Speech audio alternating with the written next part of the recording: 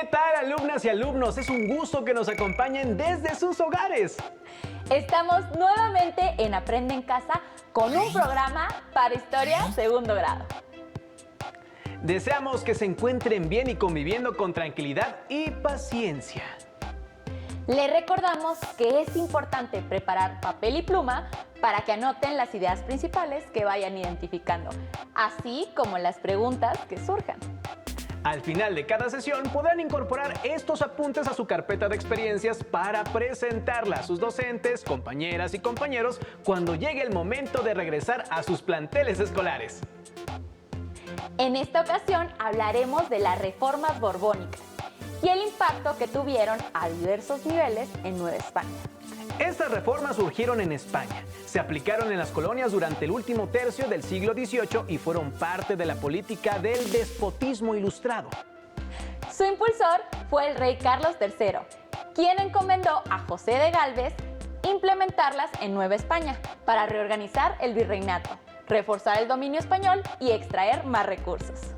Observen con mucha atención el siguiente video para que se enteren cómo ocurrieron estos acontecimientos.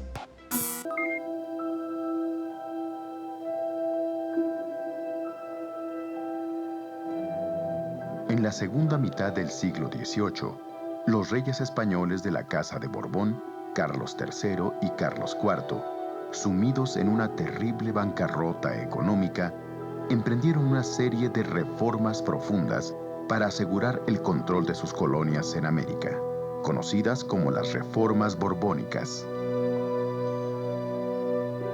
La aplicación de estas medidas significó para la Nueva España desmedidos impuestos y préstamos forzosos y un aumento del descontento que dio paso a los primeros levantamientos a favor de la independencia de México.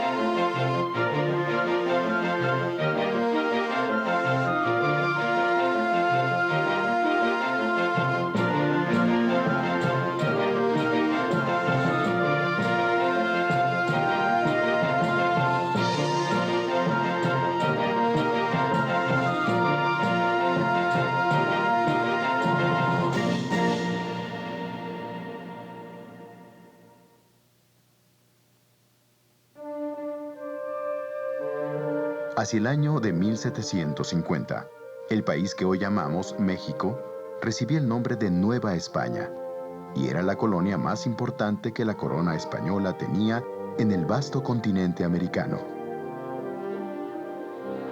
A diferencia de los siglos anteriores, su población indígena se estaba recuperando de la gran mortandad sufrida durante la primera etapa de la conquista española. Asimismo, después de más de 200 años de mestizaje, se había disuelto en buena medida la drástica distinción entre indios y españoles. Aunque las diferencias económicas entre un grupo y otro continuaban siendo evidentes.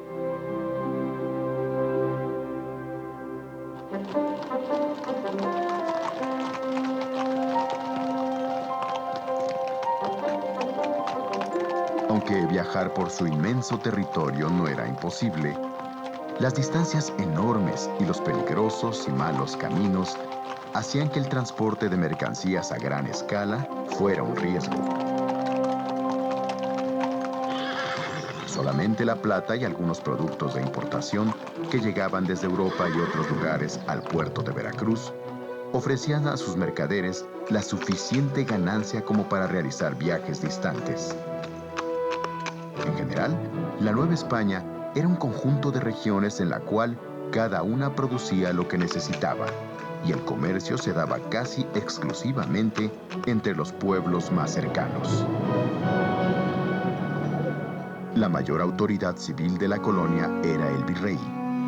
en el cual depositaba el monarca español las más importantes tareas como administrar, vigilar, cobrar impuestos y encabezar las operaciones militares. El virrey delegaba su poder en los llamados alcaldes mayores, que fungían como sus representantes en las distintas regiones. Dado que los alcaldes mayores y otros funcionarios no recibían un sueldo, se les permitía valerse de sus cargos para hacer negocios personales de todo tipo. Por ejemplo, compraban mercancías locales a muy bajo costo y luego las vendían en otras localidades a un costo muy alto. Sus negocios así eran tan buenos que dichos cargos se ponían en venta al mejor postor.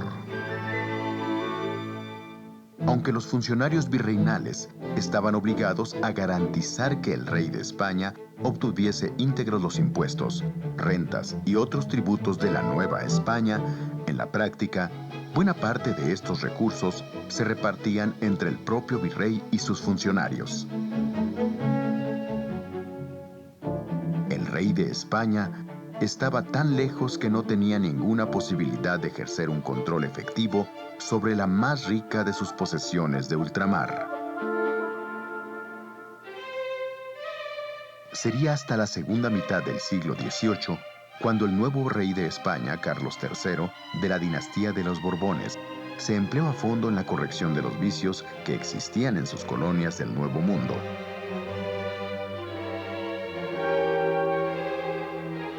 Inspirados en las ideas del llamado despotismo ilustrado, igual que muchos reyes europeos, los Borbones cambiaron su forma de gobernar, construyendo un gobierno autoritario y eficiente, obsesionado con la idea de extraer cada vez más riquezas de los territorios bajo su dominio. La voracidad repentina del Estado español, además de seguir las ideas de moda, obedecía a causas de verdadera emergencia. Debilitada por la contundente derrota en la llamada Guerra de los 7 Años, donde perdió el territorio de la Florida a manos de los ingleses, la corona española veía amenazadas el resto de sus posesiones coloniales.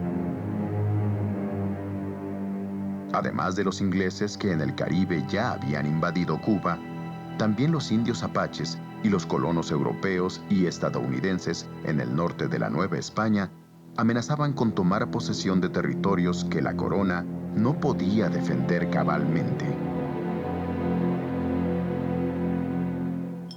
Sacar dinero y recursos de donde fuese, y en el menor tiempo posible para fortalecer el imperio, serían desde entonces los propósitos más importantes de la política española en sus dominios de América.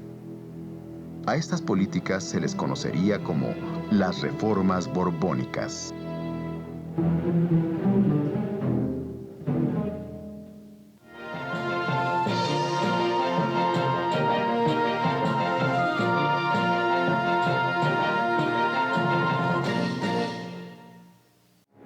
La solución al problema de los recursos fue pragmática. Había que sacarlos de donde siempre habían salido, principalmente de las arcas novohispanas.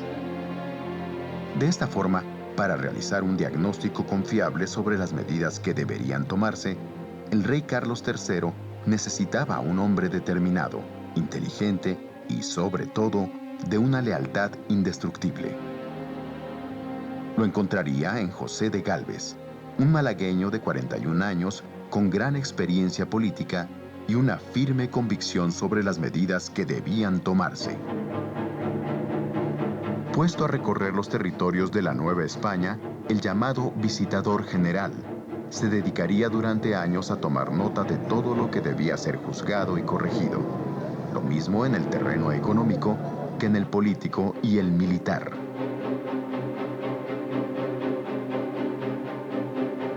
El visitador José de Gálvez encarnaría así la mano dura de las reformas borbónicas en todo el territorio colonial, tal como si fueran los ojos y el criterio mismo de su rey, Carlos III.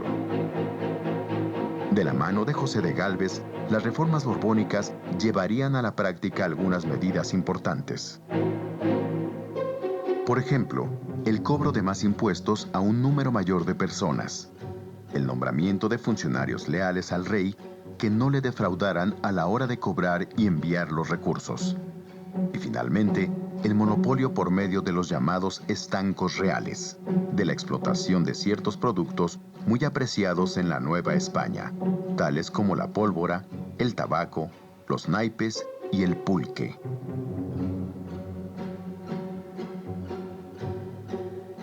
En cuanto a la plata, el principal producto de exportación, se mantuvo una política de apoyo a los mineros bajando los precios del azogue y la pólvora, materiales que eran necesarios para la producción de las minas. Con esta política proteccionista, la producción aumentó considerablemente junto con los ingresos reales. El tabaco, que tenía como principales consumidoras a las damas de todas las clases sociales, su producción y comercio, monopolizados por el rey, creció como nunca, de tal forma que se convirtió en el segundo mejor negocio de todo el territorio.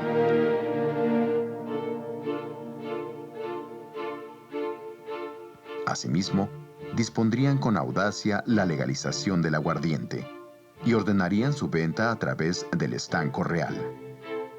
Dado que la fabricación de aguardiente había sido considerada ilegal, sin que esto impidiera que muchos lo produjeran y consumieran, el monopolio de este licor por la monarquía aseguró una nueva y muy atractiva fuente de ingresos.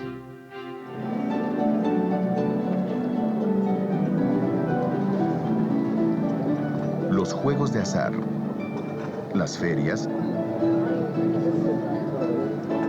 y las famosas peleas de gallos constituyeron otras fuentes de buenos ingresos para la realeza. En una apertura inusitada de los puertos y fronteras, en lo que se llamó el comercio neutral, también se permitió que la Nueva España pudiera hacer negocios con algunos países que no estaban en guerra con la corona, dando como resultado el florecimiento de nuevos negocios.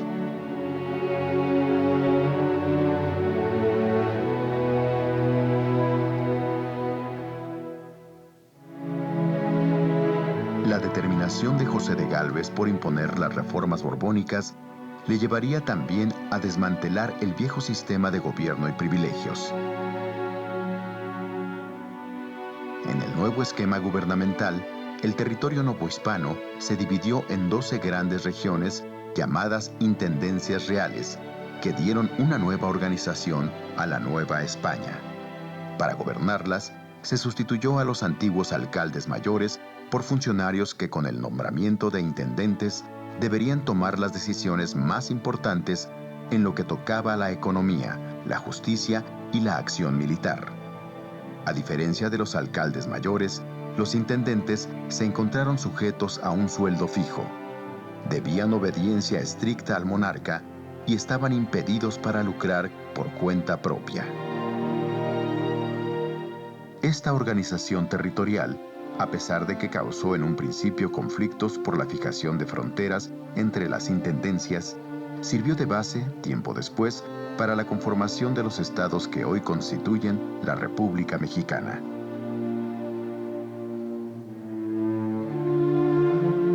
Sin embargo, había un tema central en el cual el rey Carlos III y sus reformas borbónicas se habían abstenido de tocar. Se trataba de la religión y del enorme poder de la Iglesia en la Nueva España. En 1767, un decreto real ordenó la expulsión de la Orden de los Jesuitas de la Nueva España y de todas sus colonias en América. Los jesuitas, cuya labor había sido clave en la colonización de las áridas y peligrosas tierras del norte, habrían de abandonar en menos de un año el país que habían forjado por más de 2 siglos. Su gran influencia como educadores revolucionarios, su negativa a obedecer al rey de España antes que al Papa, y su desdén por las políticas oficiales, terminarían enfrentándolos al monarca. En el reducido núcleo de habitantes novohispanos, que gozaba de cierta educación, la expulsión de los jesuitas, que en buena medida habían sido sus maestros, causó un gran malestar contra las autoridades españolas. Asimismo, las nuevas disposiciones que permitían al Estado castigar a los sacerdotes que violaban la ley civil provocaron indignación entre la gente humilde, quienes veían en los custodios de la Iglesia a seres semidivinos, no solamente por su intervención en cuestiones religiosas, sino porque afectaba a los intereses del virrey y sus funcionarios, y también porque la bonanza económica solo beneficiaba al rey. Las reformas borbónicas encontraron desde el principio grandes resistencias. Estas resistencias forzaron un cambio en la política del nuevo rey Carlos IV. La nueva forma de gobernar de la corona española se vio reflejada claramente en la reducción del poder de los intendentes o gobernadores locales, los cuales, a la muerte de José de Gálvez, debieron supeditarse al virrey de la Nueva España en turno, conocido como el Segundo Revillagigedo.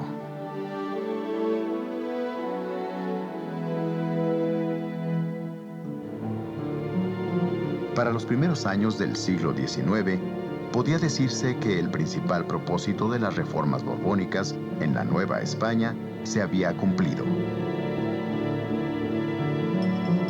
Los ingresos de la corona se habían multiplicado por 4, y los novohispanos pagaban al rey un 70% más de impuestos que los contribuyentes de España. A pesar de ello, las guerras europeas en que seguía envuelta la monarquía, y especialmente los gastos militares que implicaba la defensa de sus fronteras en las colonias americanas, hacían insuficiente cualquier cantidad de dinero. El nuevo rey Carlos IV y sus ministros cayeron entonces en franca desesperación y se vieron obligados a adoptar medidas extremas como pedir préstamos y donativos a los hombres e instituciones más ricas del imperio. Así, en la Nueva España, los poderosos consulados de comerciantes y empresarios de México, Veracruz y Guadalajara, así como el Tribunal de Minería, sirvieron al rey Carlos IV para recaudar grandes cantidades en el tiempo más corto posible.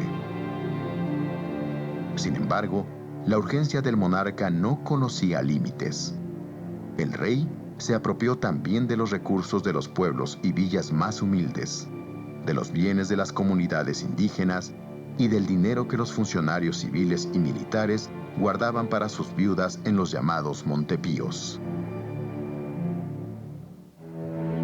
En 1804, el rey ordenaría la aplicación de una medida extrema que terminaría de empobrecer e indignar a los ciudadanos novohispanos.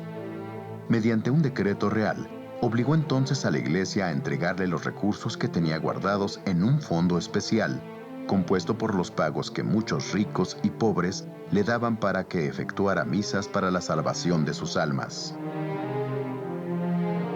Este ahorro, llamado de capellanías y obras pías, era normalmente usado por la Iglesia para financiar la actividad económica de muchas haciendas ganaderas, agrícolas y mineras. Combinado con una terrible época de sequías, hambre y gran mortandad indígena, el préstamo forzoso que el rey sacó de la Iglesia dejó a la Nueva España en una situación gravísima, propicia ya para el levantamiento armado.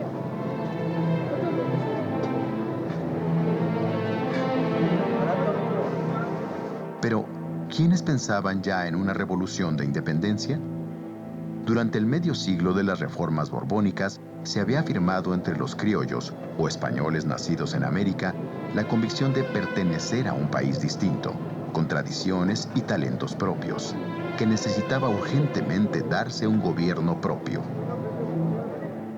La idea de evitar con la independencia el constante abuso de las autoridades españolas iría propagándose a lo largo y ancho del país. Irónicamente, el espíritu que animaba las reformas borbónicas, exaltación de la razón, del conocimiento y del antidogmatismo, contribuiría a la creación de un ambiente propicio para las ideas revolucionarias.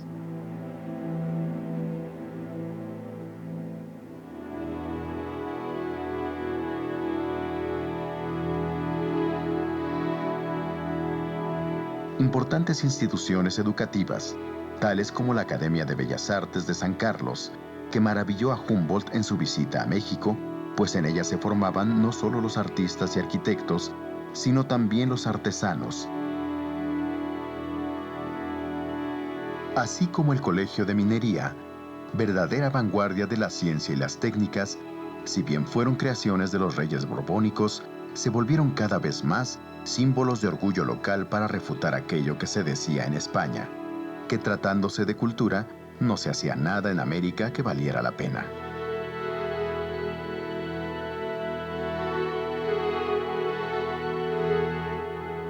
Aunque fuese un grupo reducido, los mestizos y criollos educados se dedicaron a leer libros de contrabando que contenían las ideas libertarias de las revoluciones francesa y norteamericana. Ante la preocupación creciente del Estado español, las palabras libertad, progreso y nación comenzaron a circular por todas partes. Muy pronto, los debates sobre la necesidad de mayores libertades y de independencia para los novohispanos se hicieron comunes.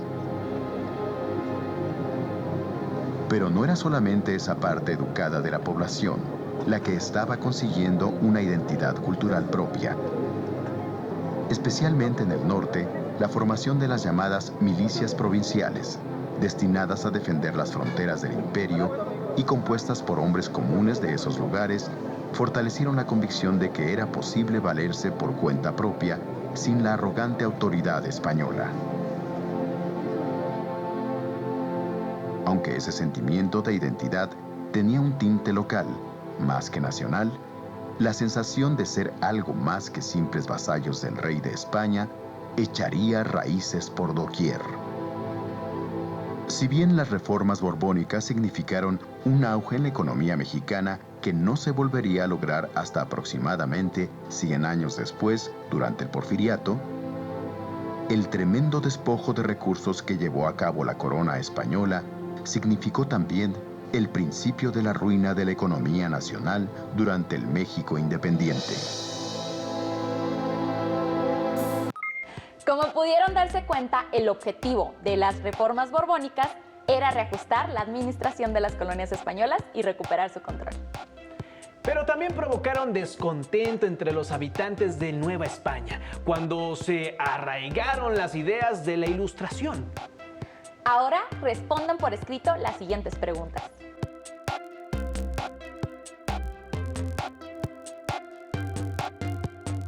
¿Creen que era necesaria la aplicación de todas esas reformas? ¿Por qué?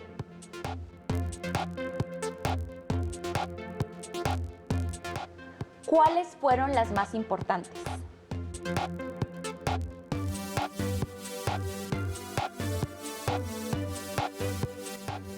¿A qué sectores de la población afectaron más?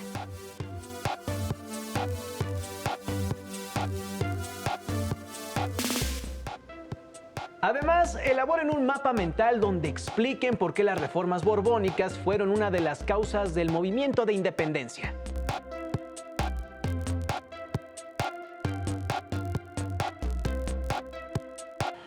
Recuerden guardar sus respuestas, el mapa mental y las demás anotaciones en su carpeta de experiencias.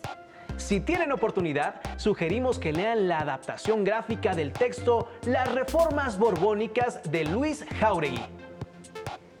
Hemos llegado al final de esta emisión, pero sigan sintonizando la programación de Aprende en Casa porque la educación nunca se detiene. ¡Hasta pronto!